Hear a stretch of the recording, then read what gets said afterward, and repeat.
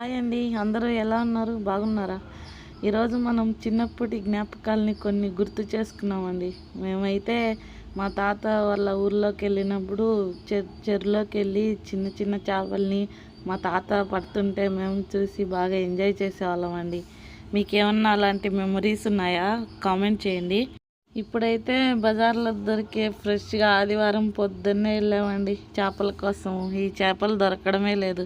తేవడమేమో కానీ ఇటు cleaning process చాలా లేట్ అండి. ఒక 1 అవర్ పైనే పట్టింది మాకైతే. ఇలా తెచ్చుకున్న చేపల్ని గచ్చినెలకేసి తోముకోవాలండి. ప్రెస్ చేస్తూ రుద్దడం వల్ల దాని మీద ఉండే పులుసులన్నీ వెళ్ళిపోతాయి. మళ్ళా రుద్దుకున్న తర్వాత కొన్ని వాటర్ వేసుకొని పులుసు పక్కకి వెళ్ళాక మళ్ళీ తోముకోవాలి. తోమే వాళ్ళకేమో కానివ్వండి, చూసే వాళ్ళకి బాగా ఎంజాయ్గా ఉంటుంది. చిన్నప్పటి మెమరీస్ అన్నీ బాగా గుర్తొస్తాయండి. చిన్నప్పుడు పీతలు ఇట్లాంటి చిన్న చేపలు అన్నీ తీసుకొచ్చి కూర చేసుకునే వాళ్ళము మా తాత మేము అందరం కలిసి. పులుసు వెళ్ళిపోయాక ఇప్పుడు వాటిని తలకాయలు, తోకలు, ఈకెలు తీసుకోవాలండి.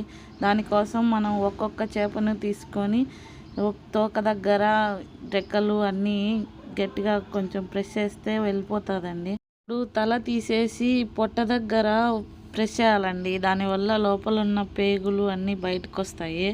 అందువల్ల చేదు అనేది లేకుండా ఉంటుంది. ఇలా ఒక్కొక్క దానికే మొత్తం వీడియోలో చూపించిన మాదిరి తీసుకోవాలండి. ఇలాంటి మరిన్ని వంటకాలు కావాలనుకుంటే ప్లీజ్ మా ఛానల్కి సబ్స్క్రైబ్ చేయండి. మాకు ఎంకరేజింగ్గా ఉంటుంది. మీకోసం రాయలసీమ వంటకాలు తీసుకొస్తామండి. అవన్నీ తీసుకున్న తర్వాత మనము వాటన్నిటినీ ఒకసారి ఉప్పు వేసుకొని మళ్ళా రుద్దుకొని తర్వాత నీళ్ళల్లో వేసుకొని వీడియోలో చూపించిన మాదిరి బాగా క్లీన్ చేసుకోవాలండి. దానివల్ల చేపల వాసన కూడా పోతుందండి బాగా. ఇప్పుడు ఇందులోకి మసాలా కోసము మనము కొంచెం ఆయిల్ వేసుకొని ఎండుమిర్చి తీసుకొని ఫ్రై చేసుకోవాలండి. బాగా కలుపుతూ వేయించడం వల్ల అన్నీ ఈవెన్గా ఫ్రై అవుతాయి. మనం ఇప్పుడు ఇందులోకి ధనియాలు, జీలకర్ర, కరివేపాకు, మెంతులు అన్నీ వేసుకోవడం వల్ల నీచు వాసన అస్సలు రాదండి. అన్నీ వేసాక కలుపుతూనే ఉండాలండి. లేదంటే అడుగున మెంతులు అవి మాడిపోతాయి. అవి మాడిపోతే అస్సలు బాగోవండి టేస్ట్. సిమ్లో పెట్టుకొని నిదానంగా స్లోగా వేయించుకోవాలి. దానివల్ల బాగుంటుంది టేస్ట్.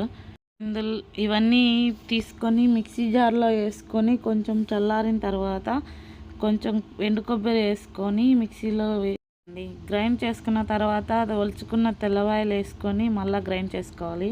తర్వాత చింతపండు నానబెట్టుకున్న దాన్ని రసం తీసుకొని పక్కన పెట్టుకోవాలండి. కోసము బాండీ పెట్టుకొని ఆయిల్లో ఎండుమిర్చి, తెల్లవాయలు, కరివేపాకు, జీలకర్ర మనకి పోపు ఫ్రై అయిన తర్వాత మనం ఇప్పుడు చూసుకొని చింతపండు పులుసు వేసుకోవాలండి. వేసేటప్పుడు చింతపండు గుజ్జు పడకుండా జాగ్రత్త తీసుకోవాలండి. దాని తర్వాత ఇందులోకే ఉప్పు, పసుపు వేసుకొని తగినంత కలబెట్టుకోవాలండి. ఇది కలుపుకున్న తర్వాత ఒక టమోటాని చిన్న ముక్కలుగా కట్ చేసి వేసుకోవాలండి. ఇది ఆప్షనల్, మీ ఇష్టం. వేసుకోవాలనుకుంటే వేసుకోవచ్చు, లేదా మానేయచ్చు.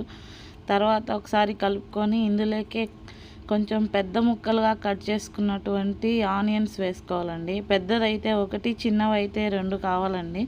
కొంచెం సేపు బాగా బాయిల్ అయ్యేలా పెట్టుకోవాలండి. అరే చేపల కూర అన్నావు, ఏంటి వేస్తున్నావు? చేపలు అసలే వేయలేదు. ఎక్కడండి మా చేపలు అంటున్నారేమో. వస్తుందండి, ఒక్క నిమిషము. ఇప్పుడు ఇందులో ఒకసారి కలుపుకొని మనం ముందుగా మిక్సీ వేసుకున్నటువంటి మసాలా వేసుకొని కలుపుకోవాలండి ఒకసారి. ఇదంతా ప్రాసెస్ అంతా సిమ్లోనే చేసుకోవాలండి. లేదంటే మసాలా అడుగంటిపోయి స్మెల్ వస్తుంది. వచ్చేసిందండి మన మెయిన్ ఇంగ్రీడియంట్ ఫిష్ అండి. వేసుకొని అన్నీ ఒకసారి కలుపుకోవాలండి. ఎందుకంటే మధ్యలో మళ్ళీ మనకి కలిపే ఛాన్స్ ఉండదు. మళ్ళీ మధ్యలో కలిపితే చేపలన్నీ కలిసిపోతాయి, చేపల మాదిరి ఉండవు, అయిపోతాయండి. వీటిని బాగా కలుపుకోవాలండి. మసాలా అన్నిటికీ సమానంగా పట్టేలాగా ఒకసారి అన్నీ కలుపుకొని చెక్ చేసుకొని పెట్టుకోవాలండి.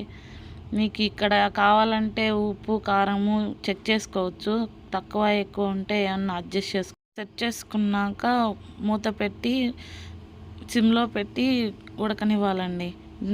దీనికి వాటర్ ఎక్స్ట్రా అవసరం లేదు. తర్వాత మధ్యలో ఒకసారి మూత తీసి వచ్చిన వాటర్ కొంచెం గరిటెతో సైడ్స్ అంటే కిందికి వెళ్ళిపోతాయండి. ప్రాసెస్ అంతా సన్న మంట మీదే ఉడకాలండి, లేదంటే చేపలు అడుగున మాడిపోతాయి. అంతేనండి, ఎంతో టేస్టీగా ఉండే చేపల curry ready. For more videos please subscribe my channel అండి. Thank you.